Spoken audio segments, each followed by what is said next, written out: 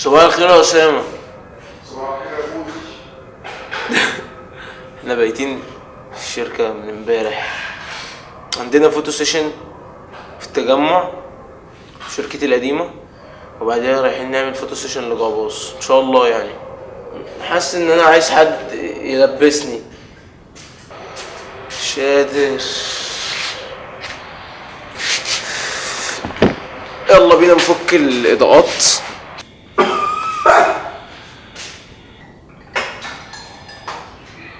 حاسس يا شيخ هتقع. لا حلوه. بتعمل ايه؟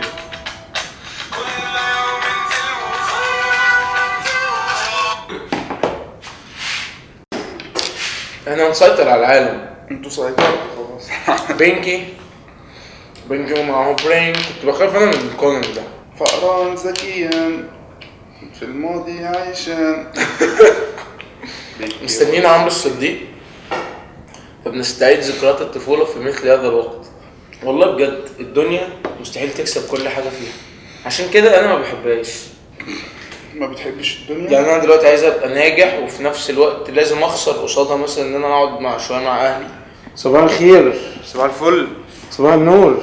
صباح العسل. ايه يا عم تسريحة وولفرين دي؟ ما هو هينشف دلوقتي ويجيش وهيبقى شكل عمرو العادي بتاع زمان.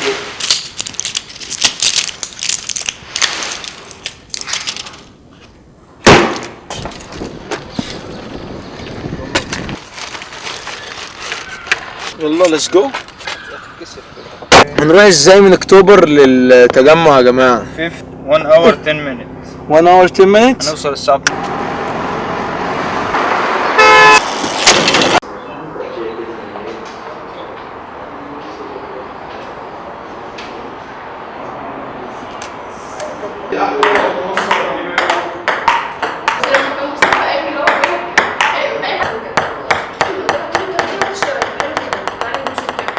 زي ماما بتمسكه يا عم كده حرام. هي ماما بتمسكهم كده تعرف اكتر من امهم. ايوه والله العظيم. برضه بقول لك ايه، انا نفسي اشيلها. حبيبي ده واحد مش واحد. يا عم دي واحده. انت ممكن ترمي الصوت. يا عمرو يا صديقي اتخضيت. احنا دلوقتي رايحين لجعباص مع مستر فانيليا ده، ولا مش عارف اسمه ايه. مش عارف والله هناخده ازاي. المفروض نروحه فيصل، وانا بخاف من القطط جدا. مش بخاف يعني، بس يعني كان هيحصل لنا ايه دلوقتي يا عم؟ مش هيحصل لنا اي حاجة، كله من صريختك. ايه يا عم؟ قطة يا عم طلعت من القفص. طلعت في القفص قدامي ونزلت بالدواسه، كان هيدوس عليها في الفرامل. تخيل. واسامه كان هيقطع ديلها. مش مصيبه القطط دي، مصيبه. حد يخاف من دي؟ يا جعباص وات ا نيو لوك يعني. اهو مش هرد على التليفون عشان خاطر فانيليا. شايف يا ابني؟ والله يا ابني ان اكتر الناس المتواضعه على السوشيال ميديا ما بيبينش الكلام ده. فين بقى المكان؟ ما قلتلناش. شمال شمال تاني الشمال. شمال يمين. انت هتلاقيه في وشك على طول. احبك يا كايا.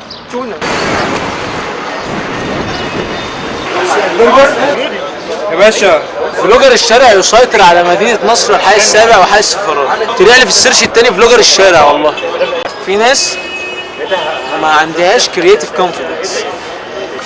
والله مش معنى كده ان هي عندي، بس انت لازم وانت بتعمل الحاجة بتاعتك تبقى مؤمن ان انت بتعمل حاجة محترمة بتحترم عين الناس، مش بتعمل حاجة فقيرة، فاهم؟ ودايما تديفلوب، بس ايه؟ الله يكرمك. الله يكرمك. بس احنا يعني كنت بصور بتليفون، بس بعد كده جبت كاميرا عشان بحترم عين الناس اللي بتتفرج عليا. خش يا عم استلم يا عم، خش استلم. ربنا يبارك فيك بس. الله يكرمك. ويصلح حالك يا رب. ويرزقك من حيث لا تعلم. خلاص؟ متشكر جدا. السلام عليكم. وعليكم السلام ورحمة الله. يقول لي ولد برنس. واد برنس ادهم. ها السلام عليكم. الواد عامل ايه؟ الواد عامل ايه؟ طالما انت وصل لك احساس ان مش انت اللي تعبان في الحاجه وهي طالعه، مش مستحيل تحس بنجاحها. يا ابني مش هيحصل لك الديفلوب لو انا اللي بصورك وبنزل لك وبمنتج لك. مش هتلاقيك انت ما بتعرفش بقى ايه ولا مونتاج ولا عايز تتعلم افتر ولا الشغل ده. بنتكلم عن فلوجر اجنبي هو بس مجرد بيتحرك، وفي واحد بيصور له ويمنتج له ويظبط له الفوتج مقابل ان هو بيديله فلوس وبيصفرها على حسابه. فعمرو بيقول ان مستحيل تحس بتطور غير لما تبقى ايدك في البرنامج. يعني الناس بتسالني انت اتعلمت مونتاج امتى؟ انا اتعلمت مونتاج وانا بفلوج وبطور وانا بفلوج. فاكر اول فلوج قعدت تعمله في 9 ساعات؟ في 9 ساعات. السلام عليكم. هيكفوا؟ روح ماشي يا استاذ احمد. هات يا ابني. عارفين يا جماعه لما بنمتحن ويبقى في امتحان صعب جدا واخر امتحان بيبقى صعب اللي هو كلنا اصلا يعني ما بنجاوبش حاجه فيه، بنقول عليه ايه بقى؟ مسك الختام. مسك الختام يا جماعه. هتلاقوه في جعباص ان شاء الله لاي امتحان صعب. خلاص حضرتك بقيت مشهور مش بتبص للكاميرا يا ابني احنا كده كده مشهورين من غير اي حاجه الحمد لله يا استاذ. انا دلوقتي الشغل اللي احنا بنعمله ده هيبان فين؟ يبان يا جماعه هنا ايه؟ هحط لكم اللينك في الديسكربشن. اسيبك. انا بخاف منها. طب بص يا وسيم، بالله عليك ما تقربهاش مني. بالله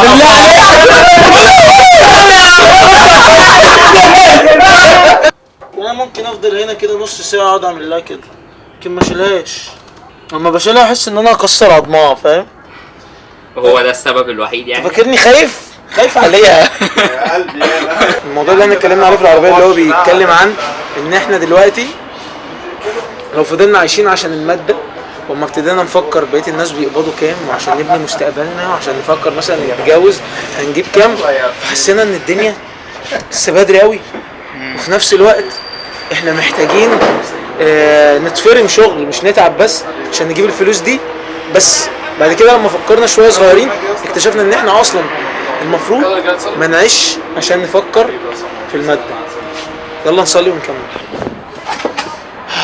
عمرو هيكمل شغل او بيكمل شغل وانا اظبط بس الايه، مش عارف احطها فين الكاميرا. الواحد فينا مش المفروض اصلا منه سبحان الله ربنا حاطط لنا سيستم ان انت ما تشتغلش في الدنيا بس. يعني انت كل حاجه بتعملها المفروض ايه؟ يا ليتني قدمت لحياتي في الاخر. زي بالظبط الصلاه، احنا دايما بنربط الصلاه بالاخره ان احنا بنصلي علشان الاخره، بنصلي عشان نسقط الفرض، بنصلي عشان نحس براحه نفسيه، نحس ان احنا مش مقصرين. مع ان الصلاه دي المفروض بتفيدنا في الحياه الدنيا وطبعا التاثير الاكبر بتاعها في الاخره. ده بالظبط موضوع الفلوس. عمرو كان بيقول لي الصبح ان كل حاجه ليها ضريبه. يعني انا ببات في الشركه وعلشان احاول اركز وبتعب اي نعم بسيب اهلي، بس في نفس الوقت انا ما ينفعش تبقى كل حياتي هي البحث عن الماده دي، لان وانس ان انا هقع فيها احس ان كل حياتي راحت. لازم يبقى عندي صحابي، لازم يبقى عندي اهلي، لازم يبقى عندي حاجه انا بعملها زي الفلوج دي بحبها وبقدر اطلع الافكار اللي انا لو ركنتها على الرف عمر ما حد يسمع عنها، ولو انا ما وثقتش فيها عمر ما حد هيؤمن بيها. انا النهارده كنت في الشركه الصبح الحمد لله، رحت لهم باسم شركتي، بعمل شغل باسم شركتي. فانت لو بتدور على الفلوس بس وعلى الماده وعمالين ندور على الماده بس عمرنا يعني ايه الهدف اللي بعد كده؟ انت بتدور على الماده وبعدين هجمع فلوس اكتر وبعدين عايز اجيب فلوس اكتر عشان اعيش مستريح.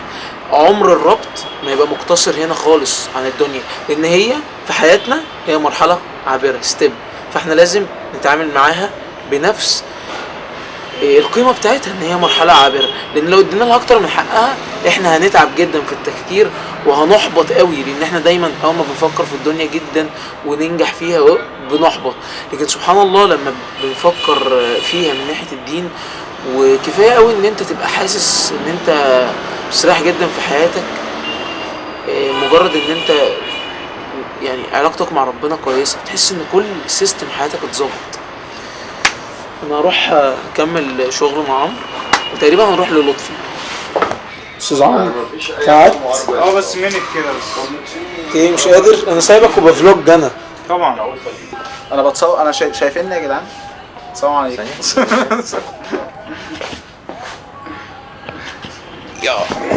بقول لك ايه، بيستخدموا له الحاجات دي مش عارف اجيبها. والله يعني الحمد لله.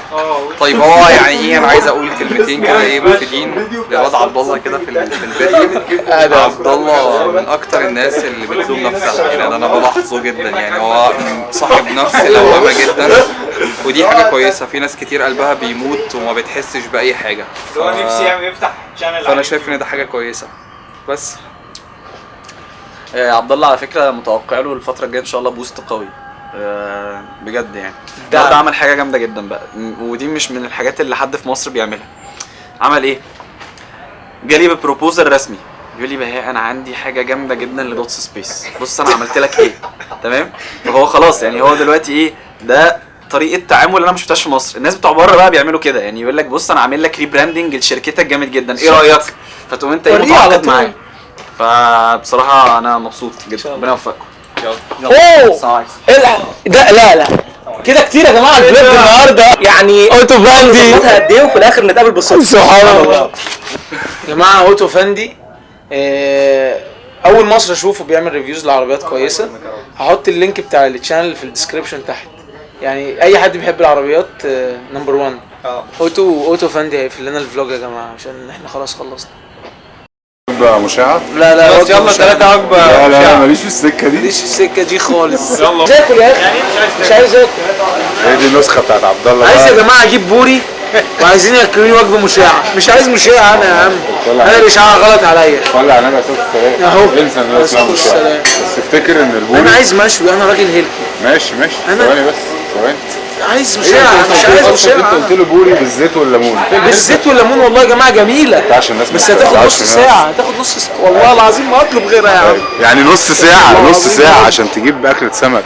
قعدنا وكسرنا حواليك. حبيبي انا هبقى مبسوط. طب ممكن تدينا بص واحنا في الفلوج ولايف كده يعني، او هنبقى لايف كمان شويه، حته قد كده قد وشي. بص يا ابني قد كده. وطبقت دماغي حته قد كده. عن ايه؟ تدينا مساحه ان احنا نحط لك اقتراح جوه نافوخك، اللي هو ان احنا ممكن نجرب اكله تانية غير البوري بس. خلاص يا جماعه انا موافق. هات وجبه مشاعه يا ابني. همسك القطه مش قادر يا عم ولا اي حاجه هي فيها ايه ده؟ بص ده كلها بص قد ايه، مفيش اي حاجه خالص. ماشي كان ضعيف جدا. اعمل ازاي؟ بسم الله الرحمن الرحيم. ايه وانا شايله منين اهو؟ انت شيل كده اهو. ايوه تحس فاهم اوعى ترميها عشان بيشيل الإزاز. طفل صغير لسه مولود. يا نهار اسود، خدها بقى. يا اعصابي خلاص. انا خايف ليه؟ امال لو رحت عند الفلاش دي قطه. لا المشكله ان انا يعني بص، في ناس بتخاف من القطط وفي ناس بتخاف من الكلاب.